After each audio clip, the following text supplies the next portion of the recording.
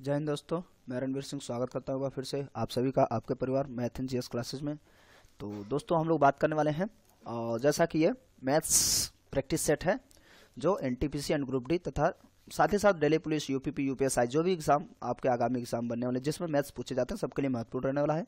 यदि आपका पहले से सब कुछ कंप्लीट है, कोर्स कंप्लीट है तो भी बहुत ही महत्वपूर्ण रहने वाला है क्योंकि रिवीजन हो जाएगा पूरी तरीके से। और यदि आप बिगनर हैं तो आपके लिए बहुत ज़्यादा महत्वपूर्ण रहने ही वाला है।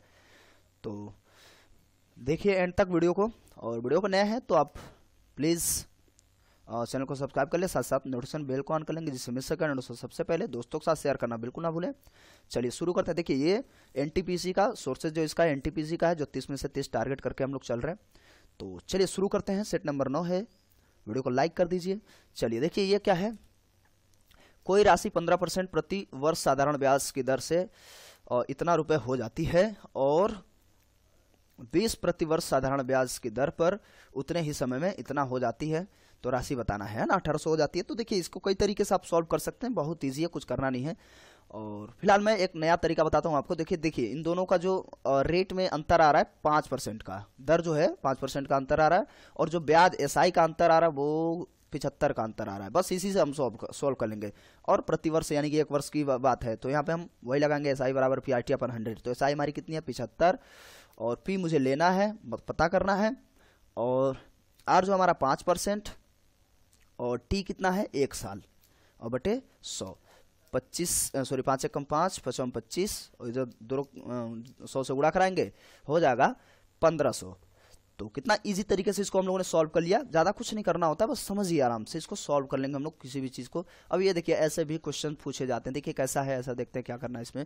निम्न तालिका का अध्ययन करें तथा दिए गए प्रश्नों के उत्तर दीजिए। अच्छा, इसमें बुद्धि लब्धि प्राप्तांक कुछ है, पूछा क्या है भाई। प्रश्न पहले देखते हैं कि 140 बुद्धि लब्धि अंक प्राप्त करने वाले छात्रों की संख्या कितनी होगी। 140, तो 140 वाले बच्चों की संख्या ये है। 130 और 140 के बीच में तो बस 2 ही लोग हैं ना यार, इसमें कुछ करने की जरूरत ही नहीं है। उसके बाद 100 से अधिक बुद्धि लब्धि प्राप्त अंक प्राप्त करने वाले, 100 से अधिक, तो 100 से अधिक ये देखिए 90 से 100 के बीच में, तो 100 से अधिक इधर मुझे जाना है। तो देखिए 16 4 20 और 13 2 15 15 20 35, करेक्ट आंसर ये हो गया। तो ऐसे भी सवाल आते हैं, मतलब कुछ नहीं करना होता है। 2 व्यक्तियों की आयु का अनुपात 5:9 है और उनमें से एक की आयु दूसरे की आयु से 40 वर्ष अधिक है, उनकी आयु का योग क्या होगा। अच्छा, आयु का योग पूछा है तो देखिए अंतर पूछ रहा है ना। तो देखिए मान लेते हैं उसकी आयु जो है 9x है, और घटा लेंगे तो भैया 5x घटा लेंगे, 40 के बराबर होगा, कह रहा है अंतर है। तो देख रहे हैं आप डायरेक्ट x बराबर हमारा 10 आ चुका है। तो उसी x से गुणा कराइए तो एक हो जाएगा 50 और दूसरा हो जाएगा 90, आप जोड़ लेंगे तो हो जाएगा 140। बस कितना इजी है। तो ऐसे प्रश्न आते हैं, बहुत ज्यादा रॉकेट साइंस वाले नहीं आते हैं, कुछ आते हैं जो थोड़े उलझाते हैं, जो वो तो जरूर मिलेंगे आपको, 2 4 10 तो मिलने चाहिए।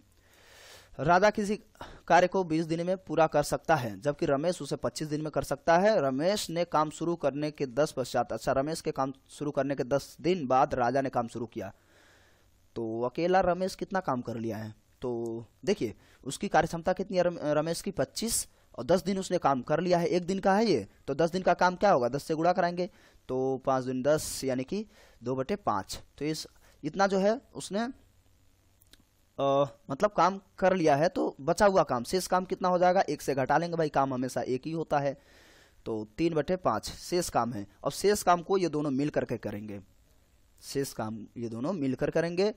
तो इसको हम लोग कैसे कर लेंगे भाई, यहाँ पे 20 और 25 इतना ही होगा, और 3/5 रहना चाहिए। इसको सॉल्व करेंगे तो इसका हो जाएगा 100, यानी एलसीएम 100 आ गया। आगे यहाँ पे मैं सॉल्व कर रहा हूँ, देखिए 100 एलसीएम आ गया, और ये हो जाएगा 4, ये 5 और 4, 5 4 9 9। ये मान लेते हैं x दिनों तक इन लोगों ने काम किया है, तो x यहाँ पे 9x, नहीं तो कुछ बचेगा नहीं तो काटेंगे क्या, है ना। इसको डिवाइड कर लेंगे, 5 दूनी 10, 3 3 9, ऐसा ही है कुछ। और यहाँ पे हो जाएगा x बराबर क्या हो गया, देखिए x बराबर हो जाएगा 20/3। देखिए ये हमने क्रॉस मल्टीप्लाई कराया हुआ है, तो 20/3 हो गया। तो इसको डिवाइड करेंगे तो 3 6 18, यानी कि 2 सही 3, 6 सही 2/3, और प्लस वो 10 दिन अकेले बेचारा कर रहा था, 10 दिन 16 सही 2/3, ये करेक्ट आंसर आ गया है। तो इस तरीके से करेंगे, बहुत ज्यादा लिखना उखना नहीं होता है। ये क्या कह रहा है, एक कॉलेज में हुए चुनाव में एक उम्मीदवार 62% मत प्राप्त हुए। अच्छा, उसे 144 मतों के अंतर से चुना गया। यानी कि जो दूसरा, इसमें दो ही व्यक्ति होते हैं, नहीं तो स्पेशली कहेगा 3 या 4 जो भी है, तो हमें 2 ही व्यक्ति लेने होते हैं। तो एक 62 पाया हुआ है तो दूसरा 48, अरे यार 48 कहाँ, 38 होगा ना उसका, 38% ही वोट प्राप्त करेगा। ठीक है, जो हार चुका है। और इन दोनों का अंतर कितना है, 144 का। तो 62 में से 38 घटा लेंगे भाई, सीधी सी बात है। तो देखिए 62 में से हम लोग 38 घटाएंगे तो कितना बच जाएगा हमारे पास, 24%, यानी कि वोट जो है 144 के बराबर होता है। अगर मैं ज़्यादा फास्ट हूँ तो आप कमेंट कर सकते हैं कि ज़्यादा फास्ट तरीके से चल रहा हूँ, तो आराम से हम लोग ऐसे भी आराम से बात करता ही हूँ। फिलहाल देखिए करना क्या है, देखिए वो कह रहा है कि 144 मतों के अंतर से चुना गया है ना, और एक महोदय पाए हैं 62%, दूसरा कितना पाया हुआ है 38%, तो इन परसेंटेज का भी अंतर होगा 24%। तो 24% मान लेते हैं कुल वोट x है, तो x का 24% किसके बराबर में हो रहा है, तो हम कहेंगे 144 के। ठीक है, तो उसको डिवाइड करेंगे हम लोग, 12 दूनी 24 और 12 बराबर 144 होता आमतौर पे, और 2 छंग 12 है ना। तो करेक्ट आंसर x बराबर कितना हो जाएगा यार, 600 हो रहा है ना, और क्या होगा।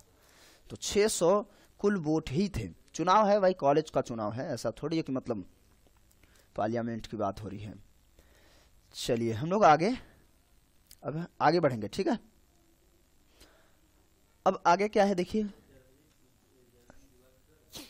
एक छात्र अपने घर से 2.5 किलोमीटर प्रति घंटा की गति से चलकर अपने स्कूल 6 मिनट देरी से पहुंचता है। अगले दिन वह उसी समय घर से चला और अपनी गति 1 किलोमीटर प्रति घंटा बढ़ाने पर वह 6 मिनट पहले पहुंच जाता है। स्कूल और घर के बीच की दूरी कितनी होगी। देखिए ऐसे रटने उठने वाला कुछ माहौल नहीं है, आप सीधा समझिए कि दूरी जो है ना, अच्छा दूरी ही निकालनी है हमें।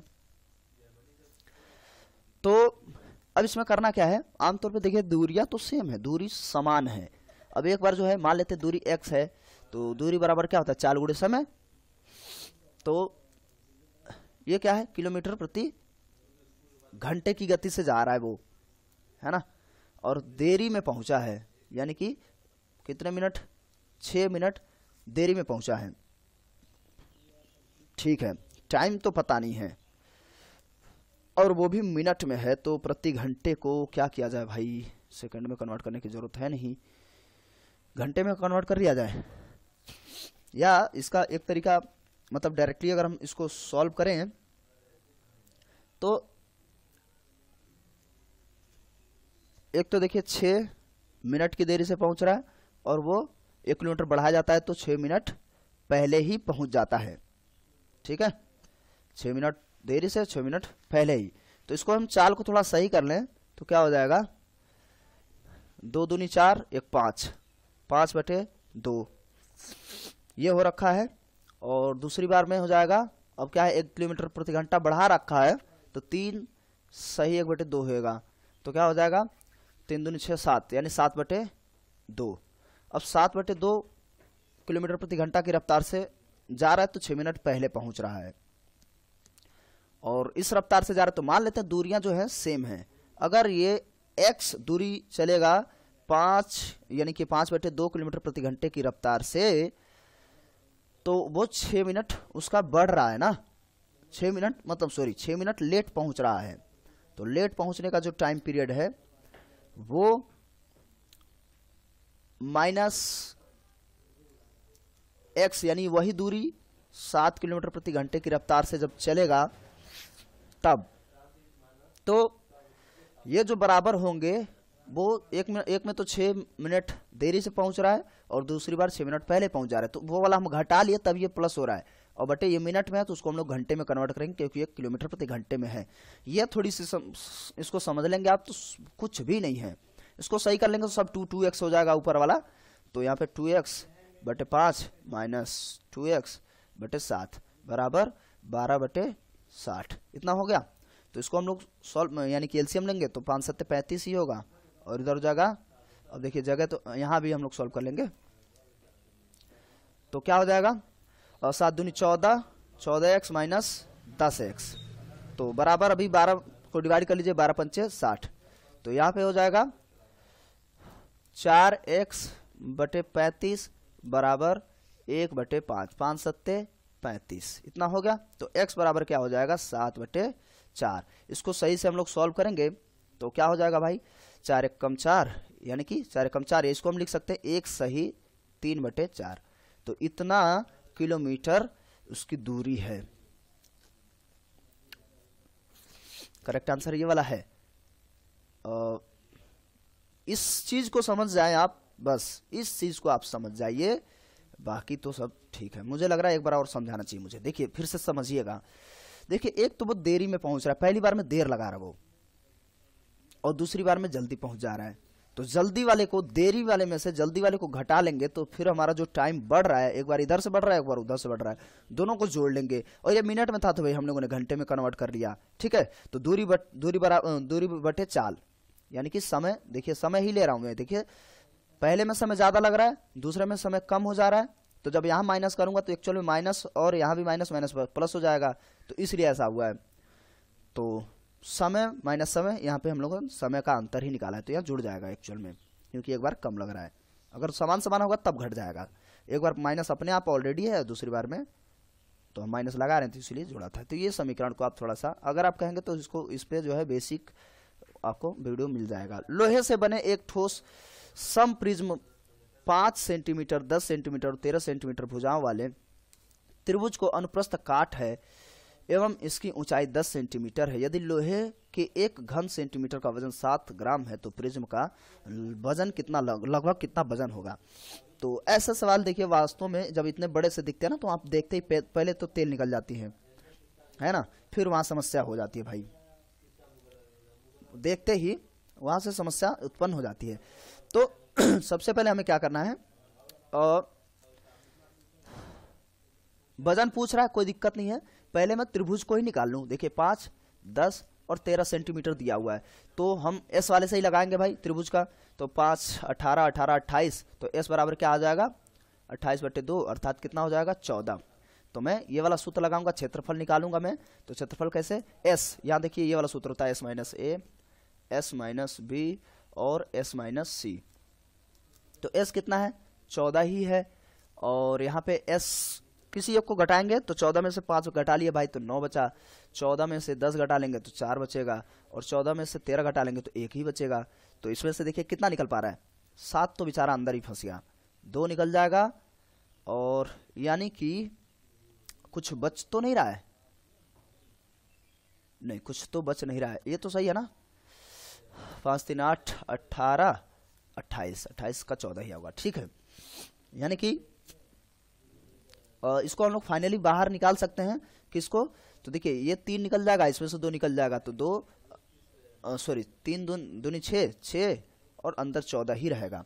तो ये इतना क्षेत्रफल आ गया उसका, है ना, इतना क्षेत्रफल आया। प्रिज्म का आयतन निकालेंगे। अब प्रिज्म का आयतन निकालेंगे तो आधार का क्षेत्रफल गुणे ऊंचाई, प्रिज्म का आयतन। देखिए कुछ ऐसा था, वो प्रिज्म बनाया है, मैं इसको बनाने में थोड़ी सी कंफ्यूजन होगी, ऐसा कुछ है।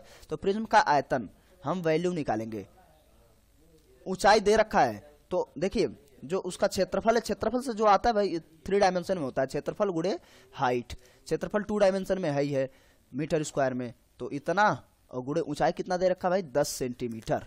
तो 10 सेंटीमीटर से हम लोगों ने इसको गुणा करा लेंगे हम लोग, तो बस ठीक है 60√14 मीटर क्यूब में आ जाएगा। अब इसमें कहा है कि एक घन सेंटीमीटर का वजन 7 ग्राम है, तो ये सेंटीमीटर, एक घन सेंटीमीटर की बात कर रहा है।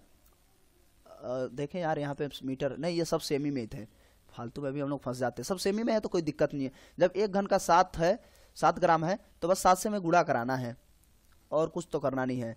लेकिन यार दशमलव में आंसर है तो दशमलव में हमें आंसर फाइंड करना होगा। तो देखिए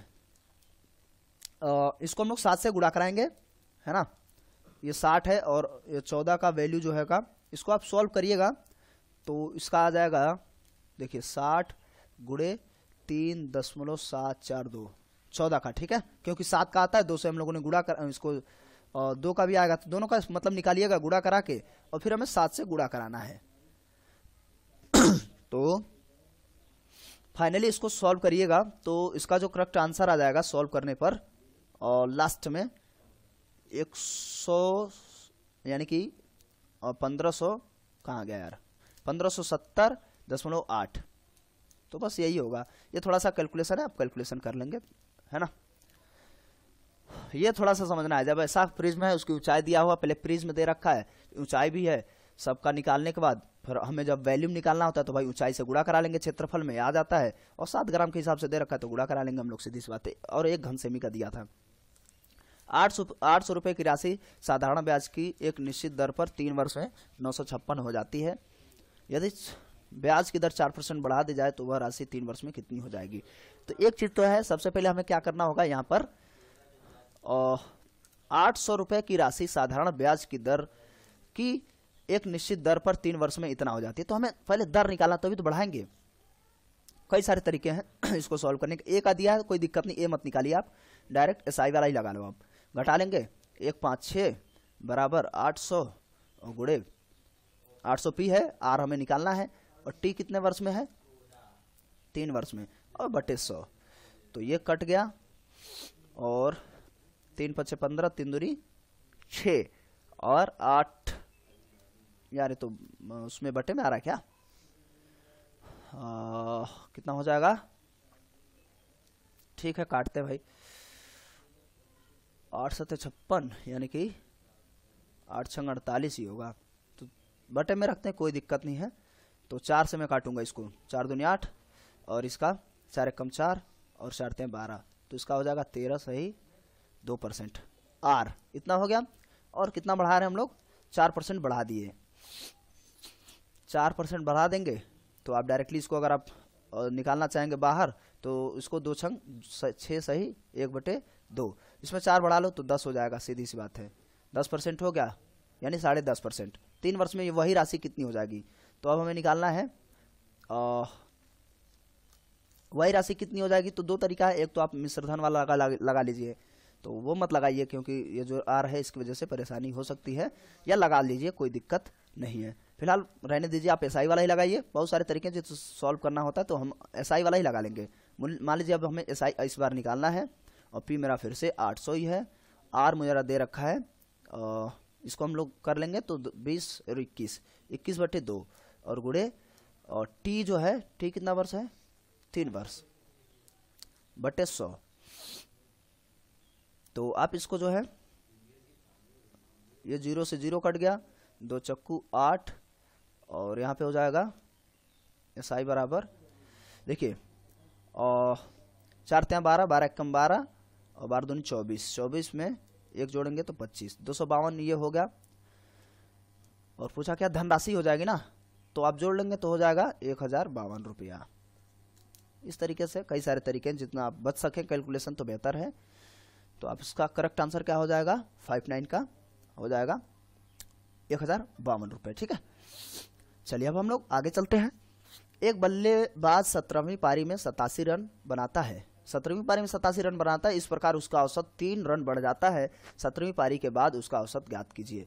17वीं पारी के बाद उसका औसत ज्ञात करेंगे।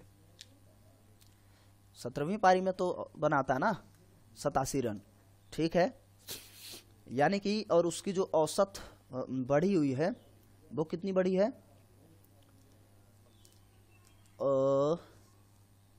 देखिए 17वीं पारी में 87 रन बनाता है, और इस प्रकार उसका औसत कितना बढ़ जाता है, 3 रन बढ़ जाता है। जब 3 रन बढ़ जाता है, इसका मतलब हमें 16 मैचों में औसत जो रहा होगा वो इस बार 3 बढ़ा है। तो हम ये कर सकते हैं, देखिए 87 में से डायरेक्टली 16 पारियों का अगर हम निकालें, 16 पारियों का, तो 87 में से 17 × 3, ये क्या है, ये मैं घटा रहा हूँ इसको, देखिए 17वीं पारी में 3 औसत बढ़ रहा है, तो इसको गुणा करके हम लोग घटा लेंगे तो कितना हो जाएगा भाई, 36 रनों की संख्या आएगी ऐसे, है ना। औसत रन 16 पारियों में 36 का ही था। इस तरीके से देखें तो औसत 3, अब देखिए क्या है, 17 × 51, 51 में से हम घटा लेंगे तो बचेगा 36 औसत रन पहले 16 पारियों में था। अब नेक्स्ट, अब हम बात करेंगे आगे। अब औसत हमें जोड़ना है, तो अब जो हमारी औसत आई हुई है, तो 36 में से 3 ही जोड़ रहे हैं हम लोग, तो कितना हो जाएगा 39, पूछ रहा है 17वीं पारी के बाद उसका औसत क्या हो गया, तो 39 ही हो गया। तो अब देखिए 17वीं पारी में 3 ही बढ़ा है, तो 17वीं पारी में ही 3 से गुणा कराएंगे, ठीक है, 87 रनों में से। तो उसका जो है डायरेक्ट एक तरीका है। चलिए फिर मैं इसमें ज़्यादा बात नहीं करूँगा, इसका आंसर तो आ ही गया। और मुझे शायद ऐसा लग रहा है कन्फ्यूजन होगा आपको, तो मैं बेसिक इस पर वीडियो दे दूंगा, मुझे लग रहा है टाइम ज़्यादा हो गया है। चलिए फिर ठीक है, इस वीडियो में इतना ही। और इस तरीके से ऐसे सवाल आए तो इस तरीके से सॉल्व कर लेंगे। आप कमेंट कर सकते हैं, बेसिक चाहिए तो प्लीज़ कमेंट करें, है ना, कि 60 नंबर का बेसिक है तो ऐसा, या पीछे जो भी है। थोड़े से शॉर्ट तरीके से हम लोग चले जाते हैं, क्योंकि भाई जल्दी सॉल्व करना होता है। तो ठीक है, वीडियो कैसा लगा कमेंट करके ज़रूर बताएंगे। वीडियो को लाइक अभी नहीं किया आपने अभी तक तो कर ही लीजिए, साथ साथ नोटिफिकेशन बेल जो है बजा लीजिएगा सब्सक्राइब करने के बाद। और फिर दोस्तों के साथ शेयर ज़्यादा से ज़्यादा करिए, बने रहिए चैनल के साथ। मिलते हैं अगले वीडियो में, तब तक के लिए नमस्कार, जय हिंद।